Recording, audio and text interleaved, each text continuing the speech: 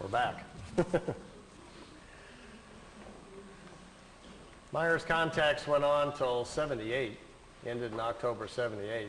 Time I got there, they were pretty much all over. But I didn't go there really to see the ships. My own personal interest really was what we might be able to learn from these folks. You know, it's not going to be that far, probably in the too distant future, maybe with sometime within the next 50 years, they are going to land on the White House lawn, or somebody's going to. And we're going to have open commerce with life forms from other places. We are going to meet the family man in the universe sometime. It's going to happen sometime in the future, probably when, after we've gone through some changes and grown up a little bit and got more responsible as a planet, somebody will probably decide, okay, it's time perhaps to make connection with us. These Pleiadians, anyway, say they're not quite ready to do that and think we're really several hundred years away from that before they are interested in any kind of open commerce. And I asked Billy, I says, why is that? And he says, well, evolution comes into play here. They're a lot older than we are. They're still physical. They still have children like we do. They still have to eat, but not very much. They only sleep perhaps an hour or two out of each 24-day cycle. They don't eat prepared meals any longer. They've extended their lifespan now up to about 1,000 years. So they're living in a much different kind of society, as well as the main difference, he says, is their mental. He says talking to them is like interrupting a monk in the middle of meditation or something. And then you find out the monk has an IQ of 1,000. You don't even know what to say to this person. They're tremendously intellectual. They know what you're thinking before you even hardly get your thoughts together. They are tremendously insightful about our emotions. And they look at us almost, not unkindly so, but almost more like in a lab experiment. Like we might look at, you know, some ants or a horse or something.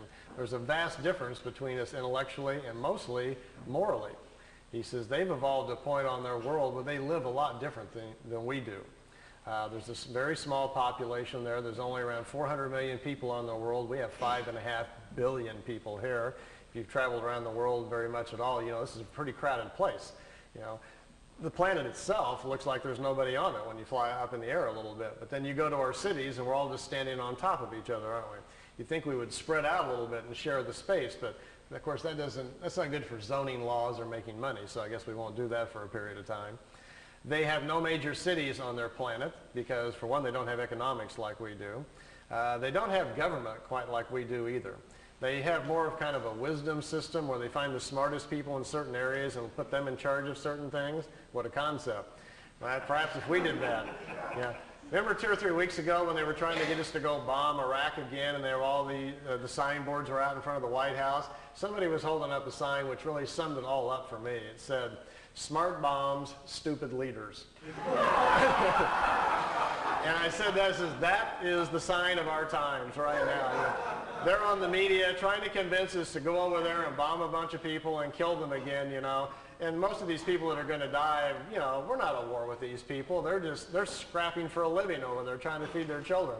So that's where we are at as a country. You know, we have smart bombs but stupid leaders. So we obviously have to make a few changes here. On their planet, for instance, if you have a Department of Agriculture, we would all get together and find our 10 smartest people about agriculture, and we would put them over here in a building, call it Smart Guys About Agriculture, and we would ask them questions. Well, we don't do that. Instead, we hire smart lawyers from South Carolina who just allocate funds for this and then take it back for that and stick it over here. Our whole government's based on shuffling money around, not about anybody knowing what they're doing up there. So if we would actually change our system to something like this, we may be on the beginning inroads to fixing some of our problems here. If you go to their world, it's seemingly very, very quiet. There's no cars. It's very peaceful. Billy says the people, for the most part, looks like either they're asleep or they're all in a trance. He says they're very, very mental. They communicate very openly, like in an open consciousness, like an open phone line. And he says there's something going on he didn't understand quite at first. He says, because we're not doing any of this. Imagine that all of us had become mentally so powerful that not only could we listen to each other's thoughts, but we got to the point where we could really honestly tune in with nature and understand it. You could really communicate with a leaf, and you could literally talk to a rabbit as it was walking by you. We were really tuned in with the world we were living in. And then it fell upon us, as the elders of the planet, to do something about a deteriorating environment. And all of us got together and we knew the answer. We knew if we took part of our mental force and projected it into the atmosphere, we could not only clean it up, but we could put an energy into the atmosphere which would help all the creatures in nature. Everybody would live longer. We wouldn't get sick any longer. our metabolism would change, and we could control the quality of our physical life. We understood this. So we all sat down one day and said, let's do it. We took hands, we charged our minds up, we got into a higher self as high as we could, and we charged the atmosphere up, and it changed all the life on the planet. People quit getting sick. People quit being emotionally unhappy. It stabilized the planet. The food started changing so that when you ate a small pear or a peach, you no longer got hungry.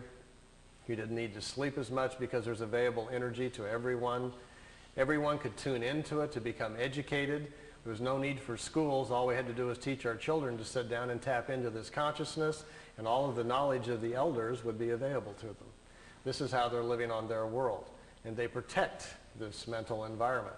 They don't let people from other worlds come and interrupt it and upset it.